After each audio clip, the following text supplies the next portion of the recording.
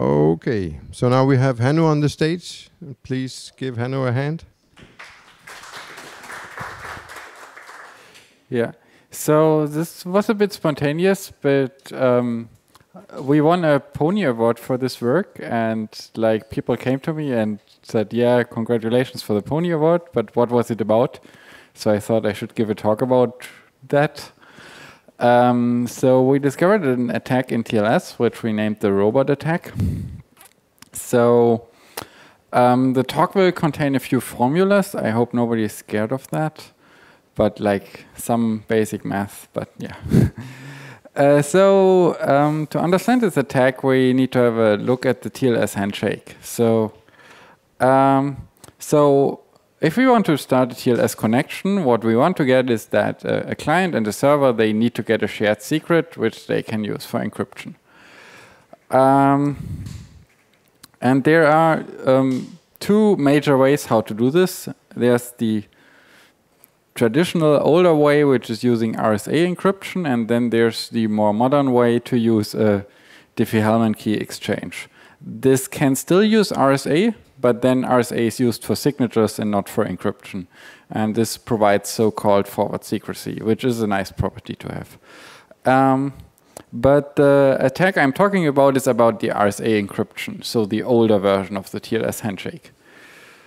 And this is how a TLS handshake looks like. So it starts that a client connects to a server with the so-called client hello message.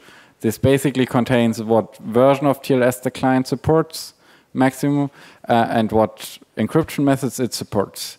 And then the server answers back with what version the server supports and which encryption method it wants to use. It sends back a certificate and a message, yeah, server hello done, which just ends this flow of messages.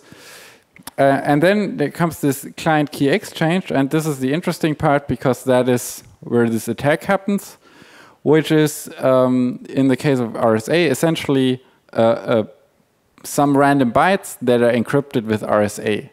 And these are later used to generate a key. And then this change cipher spec basically means starting here, we're encrypting. And then this finished message is some kind of integrity check over the handshake. But the relevant part is really this client key exchange message. So that is an RSA encrypted value, and this is the so-called pre-master secret. It sounds very fancy, but it's really just some random data. If we look at RSA, so maybe at some point you have heard some introduction to crypto where you saw these formulas about RSA, where it says, yeah, you encrypt something by exponentiating it with a public key value and then modulus another value.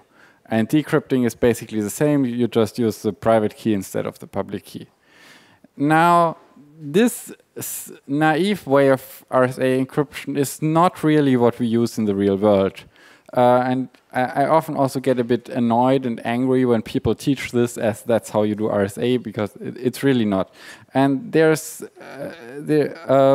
so this is what we call textbook RSA, and it has a lot of security problems. So there's a very obvious problem with that. If you exponentiate something with the key, let's say we want to encrypt a 0. I mean, it's legit, right? Why not encrypt a 0? Well, then we see this RSA formula doesn't do anything because the 0 stays a 0. And the same if we want to encrypt a 1, it also stays a 1. So this is a quite obvious problem, but there are other problems like essentially if you encrypt any kind of small values, you have a problem. If you encrypt things where large parts of the inputs are known, you get other problems. So that's not how we really do RSA. So what we do instead is we use a form of padding before we actually encrypt something. And the padding that is still the most prevalent is called PKCS1 version 1.5. And this is how it looks. We're starting with 2 bytes, which are the block type, and these are for encryption just static 0002. So this is just indicating here is an RSA encryption block. So if we're using this mode, this is always static. This is always the same. Then we have random bytes. They are just there to fill up the space. So they are just padding so that we get to a certain length. But these bytes cannot contain a 0 because there's a 0 to indicate that here the padding ends. Then we have something which is kind of special for TLS. We have a version number here. It says 3.3, which obviously stands for TLS 1.2. If you don't find this obvious, I could give a whole talk about TLS version numbers. It's a horrible story. But that's how it is. In TLS 1.3, it's also 3.3. As I said, it's a horrible story. And then we have some bytes, and these are random, and that is the secret that we will later use for our TLS encryption. So this is the kind of the important part. The rest is just basically to fill up space and have some structure. In 1998, a cryptographer called Daniel Bleichenbacher figured out that there's a problem with this way of doing RSA. Daniel Bleichenbacher asked, okay, so this decrypted RSA block always starts with 0002. So what does the server do if it decrypts something and it doesn't start with these 2 bytes? And naively you could say, yeah, okay, it just rejects it and sends an error message, right? So, I mean, something is wrong, so we just throw an error. The problem here is that we just gave the attacker some information. And we gave the attacker information about the encrypted data. Precisely, we told the attacker that this decrypted ciphertext is within a certain interval. Because like if it starts with 0002, then we know it can only be between 0002, 00, and so on, and 0002, FF, and so on. And if it doesn't start with 0002, we know it's outside of this interval. So we have some information about the decrypted data. Then RSA has a property which is called malleability, which kind of means you can change an RSA encrypted data in a way that creates a predictable change in the decrypted data. And particularly, you can multiply an RSA encrypted ciphertext in a way that you get the multiplication of the plaintext input. This is a very basic math, but it's just what you need to remember is, okay, we can make some control changes, and particularly we can multiply the kind of the plaintext that we don't know, but we can change it in a way, we can change the ciphertext in a way that the plaintext also changes in a predictable way.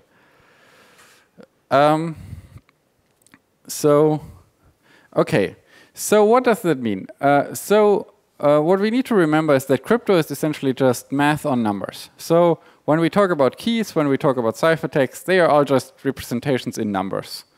Numbers you are probably familiar with.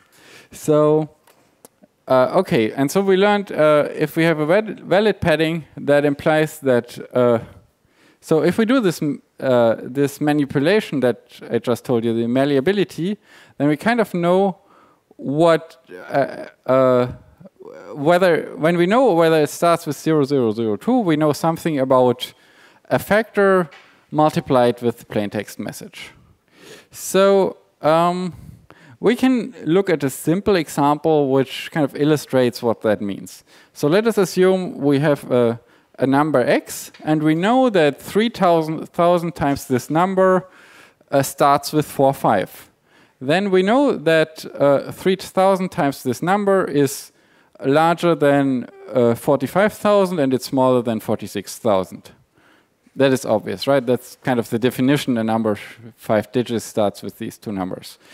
So we can also calculate then what this means for x, and we know that x is between some certain values. If we know the same for, let's say, 3,010 times x, then we can narrow the interval for x. We learn something more about x. We can have a more narrow interval of what we assume x is. And if we do this long enough, we can get a more precise measurement of x. So yeah. And we can do the same with RSA. It works a bit differently because we're not working on real numbers, we're working inside this modulus.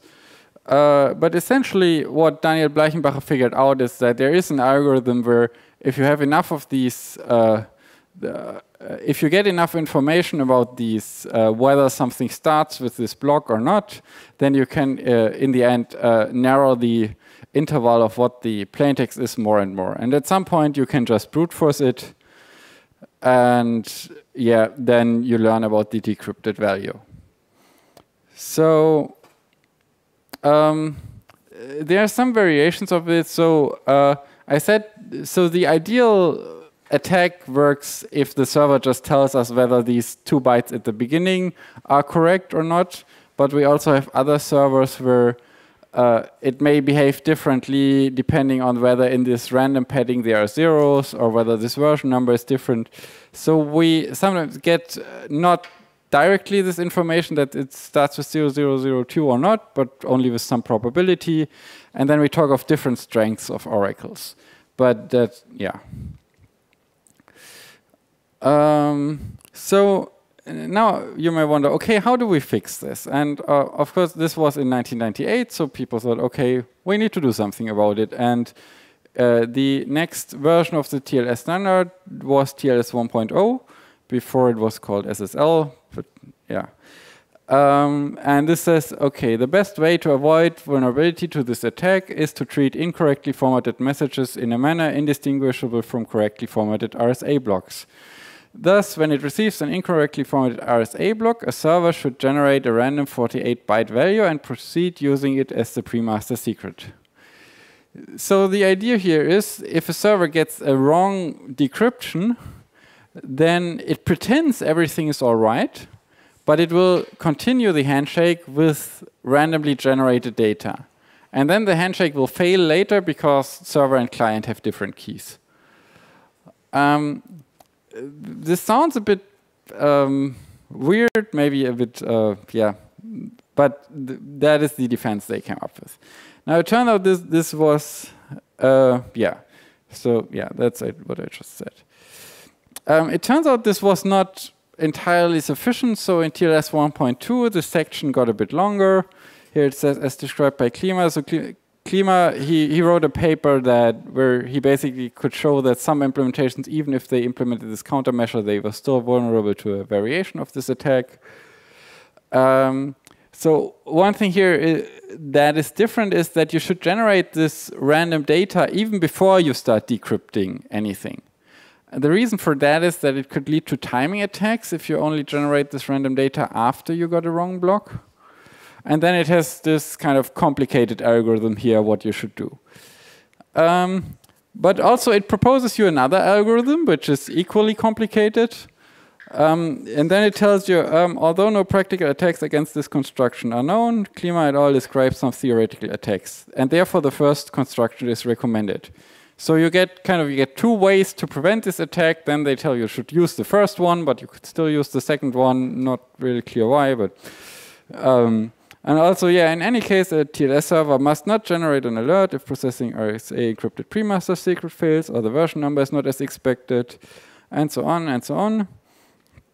And also this nice note here, however, care must be taken to avoid leaking the information to an attacker through, for example, timing, log files, or other channels. So to summarize this, a server generates a random value before parsing the message, just in case something goes wrong. Is there a question?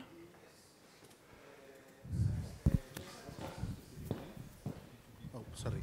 Since the message has a specific length, why aren't they adding some random bytes at the beginning or at the end of the message and just getting the specific bytes they need? Sorry, why did they choose such a complicated padding algorithm when they could just put the specific bytes of the pre-master secret prepended with just random data, for example? I think I know what. I mean, I didn't come up with this. It's amazingly complicated, and I don't think it's a good idea. So, I'm not sure if what you're proposing would work. I would have to think about that. But yeah. Okay, so to summarize it, so you generate a random value just in case something goes wrong. If the message has any form of bad padding, then you're replacing whatever you decrypted with that random value. If the message has a bad version, that's kind of a special case. This is these two different algorithms. You can choose whether to replace it with a random value or whether you're trying to fix the version number. That has a very obscure argument in the paper. It's not that relevant. Then it tells you, okay, the second version is better, but as we like to make things more complicated and the standard longer, we give you two versions and you can choose one. Also, everything must be timing safe, and you need to figure out how to do that best. So that's totally easy, right? Everyone will get this right. And of course, as this attack has been known since 1998, and it's well documented, I mean, if you do a crypto introduction, you will usually teach this attack. So everyone knows about it, and everyone has regression tests, right? That's how we do software development, right? Maybe that's not how it works in the real world. So at some point I thought maybe one should test if this attack has really been fixed. So how do you do that? Basically, you send out a bunch of broken RSA key exchanges, and then you check if you get different results. So, and it doesn't really matter how they are different. These can be different TLS alerts. These can be we had situations where a server would send a duplicate alert, which is not really considered in the standard, but it happens. Or if you get connection resets or timeout, anything how you can distinguish between these different states, whether this padding is correct or not, you can use for an attack. The first hit was Facebook.com. So I scanned then the Alexa top 1 million. I think Facebook is number 3. Then I thought, okay, we have to attack Facebook. And then I thought, okay, it would be really cool if we could sign a message with the private key from Facebook. Because then kind of we would have cryptographic proof that this really happened. I reached out to a friend, Juraj Romorowski, because I knew he had been doing research on Bleichenbacher attacks before, and together we tried to implement this attack. This attack needs several thousands of connections, so we needed it to be fast. One thing we did is we tried all the AWS locations and figured out, okay, if we use the US West Coast location on AWS, we get ping times down to between 2 and 3 milliseconds, which is very nice. This accelerated our attack a lot. Later, we also figured out that if you have a lot of short connections, you want to use this option TCP no delay, then you get many more connections sequentially. And yeah, after several attempts, we managed to do it. We successfully signed a message with Facebook's key. We have also published this message, so all of you can verify that this is really correctly signed with Facebook's key. So then, of course, we reported it to Facebook through their bug bounty program, and then they fixed it around a week later. So then, after that, we always got the same TLS alert when we sent these different malformed messages. So that seemed kind of correct. Except, if you remember this handshake, you see that usually this client key exchange and these other messages, they are sent together because they're at the same point in the protocol, so it makes sense to just send them all in one go. But what happens if you just don't do that? And you can do that, and it turned out if we did that, Facebook was vulnerable again. So we could sign another message. So yeah, we reported it, and then they really fixed it. And what happened there was that, when we had a message with a bad padding, then we immediately got the connection terminated, and when we had a message with the correct padding, it would just leave the connection open, and we had a timeout at some point. Facebook was, of course, not the only vulnerable host.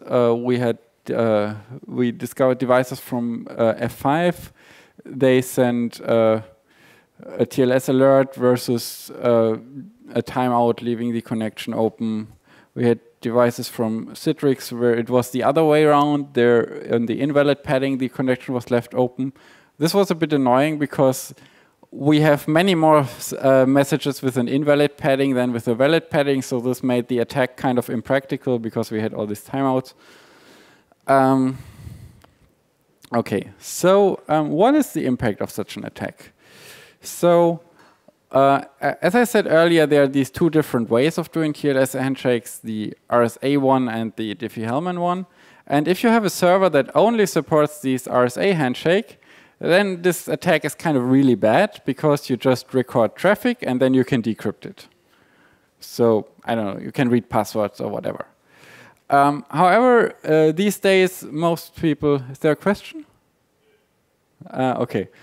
These days, most people use these more modern Diffie-Hellman modes, and then it's a bit more tricky. So then, if both the server and the client support these forward secrecy modes, then you cannot just decrypt data. You might be able to do a man-in-the-middle attack, but this is challenging because then essentially you have to perform this attack during the handshake. And we are talking about tens of thousands of connections, so getting this down fast enough that you can do it during a handshake is challenging. You would probably have to parallelize a lot and run the attack from different points and maybe against different servers. And we have not tried this practically. We believe it's probably possible for a target like Facebook, because Facebook has many servers, so you can do a lot of parallelization, but we have not tried it. Yeah, Facebook was not the vulnerable host. These are a few of the hosts that were vulnerable. I don't know, some of them I think are reasonably popular services. Maybe some of you have used them. I think PayPal has something to do with money. I don't know. Apple sells, I think, expensive computers. Okay. Then, of course, we wanted to report these things. And what you figure out there, it's really hard to track down the vendors because people are really reluctant to tell you things about their infrastructure. So when I know about this vulnerability, okay, I know Apple.com is vulnerable, but what hardware is Apple.com running? They wouldn't tell me. If you're curious, they run Citrix devices, but they seem to consider that a company secret. But eventually I found enough people who were running vulnerable servers who told me, so that we could find a few vendors. So we learned that F5 was vulnerable, Citrix, Radware, Cisco. Cisco has two different products that were vulnerable. Then we tested, of course, all kinds of open source libraries. We found that Bouncy Castle is vulnerable, Erlang, Wolf SSL. Then the others, they only kind of came out after we published it. So after we published it, then we learned that more devices were vulnerable. Yeah, and we recently prolonged that list because we found a few advisories online that they didn't tell us, but they apparently gave out an advisory. The Cisco device, that was particularly interesting. So Cisco had a device called ACE, and there the vulnerability was particularly severe because these devices only supported these RSA modes. So you had this, we can directly decrypt data. Cisco told us, okay, we won't fix this because these devices have been out of support for more than 3 years. So we're not supporting them anymore, so we won't release a fix. I wrote them back, yeah, that's very interesting, but it seems like Cisco.com is using one of these devices that are out of support for more than 3 years. Do you have a comment on that? They didn't comment on that. Yeah. What we also did is we tried to reach out to developers from testing tools, because I think one thing this shows is that people are not testing for known vulnerabilities. And I guess this is the most popular testing tool for TLS. This is SSL Labs. And if you have a vulnerable server, SSL Labs will now give you an F rating. But we also contacted developers from other tools, for example, Test SSL. TLS Attacker is written by one of our co-authors, TLS Fuzzer. And particularly it's noteworthy that before we did this work, there was no easy-to-use testing tool for these kinds of attacks. Yeah. We also did a capture the flag contest. So it had 3 stages. The first was we had a vulnerable host, and you needed to decrypt a message. That gave you the instruction for the next level. And we actually gave people a public key and said they should sign something with this public key. We didn't tell people where the vulnerable host was. We thought they should figure that out by using certificate transparency logs. That was interesting for me because many people then wrote me emails and say, hey, where's that vulnerable host? How do I find it? I just have this key. What should I do? Which apparently seems that too many people are not yet familiar with certificate transparency. If you don't know it, it's a project where it's basically a public log where all the certificates that are publicly trusted are just stored. This has done a lot to improve auditability of the TLS ecosystem. Yeah, and then the third challenge was to sign a message with the server's key. This it was in so far more difficult because the signing a message takes one more step to implement in the attack. We did not really consider timing attacks in this research. We assume that there are many more vulnerable implementations that are vulnerable with timing attacks, but exploiting these is it's annoying because you have to send thousands of messages and then do statistical middling, and yeah. It is kind of public knowledge that there are some implementations that don't implement countermeasures against these timing attacks. For example, in NSS, which is the Mozilla TLS library, there's an open bug since many years, and it's kind of known that it's not fixed. It doesn't matter that much because it's a server vulnerability, and the NSS is not used that often on servers. Something we learned then is that even if you implement it correctly according to the spec and do all the countermeasurements against timing attacks that are written in the TLS standard, you may still be vulnerable to something. And we're getting back here to that crypto is just math, and our cryptographic keys and our signatures and everything, they are just numbers. And these cryptographic libraries, they use big num structures, and these are more or less just we store our numbers in a buffer with a size. That has the effect that if you have a smaller number, it takes less space. Because like if something starts with a 0, then it gets a smaller number, right? So if we look back at this RSA formula, and if you have a common key size like 2048-bit, then the result should be 256 bytes. But it could also be 255 bytes or 254 bytes when it starts with a 0 or with 2 zeros. And that gives you a timing signal. And that basically affects all the libraries out there that you can think of.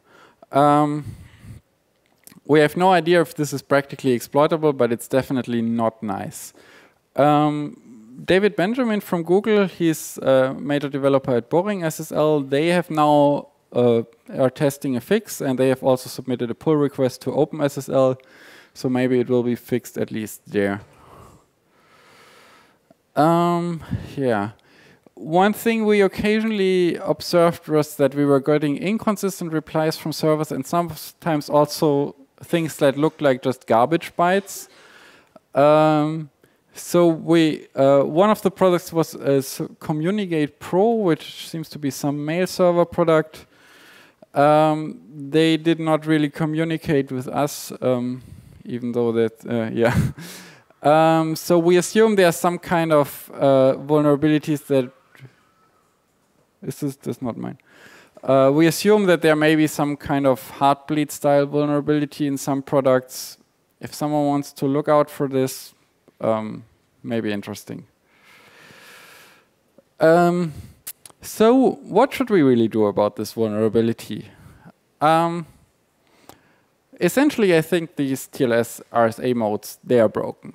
These countermeasures are extremely complicated, and if you need so complicated countermeasures to prevent an attack, I would call an encryption method broken. So I think you should disable them. We did a bit of measurements on our own servers, and we think that this is feasible, that if you disable them, you will not get a lot of problems, because basically all normal browsers these days support these more modern modes that use Diffie-Hellman. In TLS 1.3, these RSA key exchanges have been removed, but you need to consider that there's still a risk left if you still support the old TLS versions, because you can even attack TLS 1.3 if you have an oracle for TLS 1.2.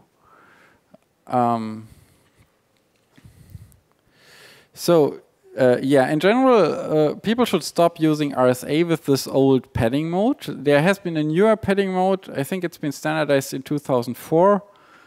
For some unclear reason, in 2008, when they wrote TLS 1.2, they decided they don't like that new mode and still want to stick with the old one. But these newer modes are much more robust against these attacks. So yeah, takeaways, old attacks still work, and yeah, you can even win a Pony Award by recycling a 20-year-old attack. You should stop using TLS RSA ciphers in TLS, and you should stop using PKCS 1.1.5. Yeah, thank you.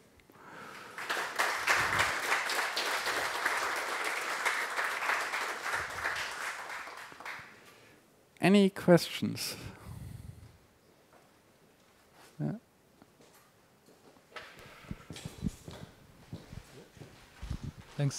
Thanks for the great talk. Do you know if SSL Labs tests for TLS RSA enabled, or does it really test the attack? No, it tests the attack. Okay, also with the short messages. Yeah, and So they implemented what we told them. Okay. Great. Great work. Do we have other questions? No? Let's give a big hand again.